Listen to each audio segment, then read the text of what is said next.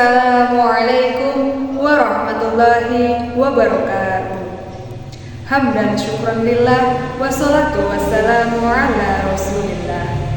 Puji syukur kehadirat Allah subhanahu wa ta'ala yang telah memberikan nikmat rahmatnya kepada kita, sehingga pada hari ini kita masih dibangunkan dari tidur kita dalam keadaan sehat dan bisa menjalankan aktivitas yang baik di hari ini. Sholawat teriring salam semoga tetap terlimpahkan kepada Nabi Muhammad SAW yang telah menuntun kita dari zaman kegelapan menuju zaman terang benderang, yaitu agama Islam. Semoga kita bisa menjadikan beliau sebagai suri tauladan kita. Amin. Sahabat muslim yang dirahmati Allah Subhanahu wa taala, di sini kami akan menyampaikan sebuah kultum dengan tema berkah Ramadan. Seperti yang sudah kita ketahui bersama, bahwa kewajiban kita berpuasa Ramadan sudah dijelaskan dalam Al-Quran surat Al-Baqarah ayat 183 yang berbunyi, A'udzubillahi minasyaitonirrajim, Bismillahirrahmanirrahim. Ya ayyuhalladzina amanu kutiba alaikumusyiyamu kama kutiba alal ladzina min qablikum la'allakum tattaqun. Yang artinya, wahai orang-orang yang beriman, berpuasalah kamu sebagaimana orang terdahulumu agar engkau bertakwa. Sahabat muslim yang dirahmati Allah Subhanahu wa taala, dari ayat tersebut sudah jelas dan dapat kita pahami bersama bahwa kita sebagai seorang muslim yang beriman, kita diwajibkan untuk menjalankan puasa Ramadan sebagaimana orang-orang terdahulu kita di zaman kenabian dulu, dengan tujuan agar kita menjadi orang yang bertakwa. Sahabat muslim yang dirahmati Allah Subhanahu wa taala, di bulan Ramadan ini kita dapat mengambil keberkahan Ramadan dari Allah Subhanahu wa taala. Salah satu contohnya adalah waktu sahur. Di waktu sahur kita hanya makan satu piring nasi dengan lauk pauknya dan kita tutup dengan satu gelas teh hangat. Itu sudah membuat perut kita tahan lapar sampai dengan waktu berbuka. Padahal di waktu hari-hari biasanya kita makan satu piring nasi dengan beraneka macam lauk pauknya, ada susu diminum, ada teh diminum, ada kopi diminum, ada es dipanggil, ada tukang cilok dipanggil. Itu membuat kita tidak kenyang, bahkan kita sering merasakan lapar. Nah, itu adalah salah satu contohnya berkah waktu sahur. Yang kedua yaitu berkah di waktu berbuka.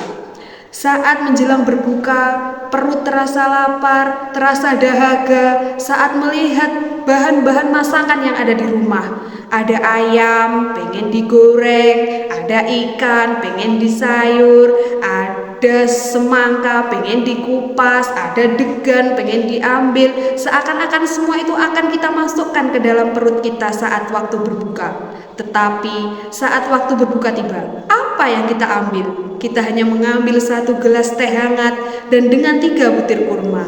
Itu pun sudah membuat perut kita kenyang.